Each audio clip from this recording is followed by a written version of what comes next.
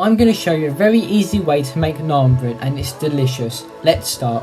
First, put half a sachet of dried yeast and a tablespoon of honey into a jug. Also, have 125 milliliters of lukewarm water and give a mix. Now add 250 grams of strong white bread flour into a bowl with half a teaspoon of salt. Give that a mix.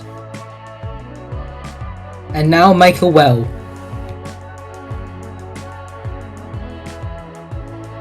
Now put in 45 grams of melted unsalted butter,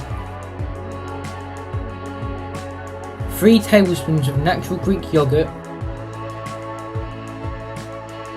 and our yeast mixture into the bowl with the flour. Mix well until it forms a dough consistency.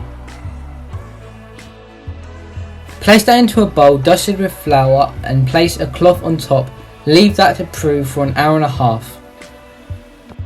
Knock the dough back and then cut it into 6 equal pieces. Now roll them out to around 1 centimeter thick. Turn the heat up to full whack and then place the naan bread dough into the pan. You want it to leave around 5 minutes on each side.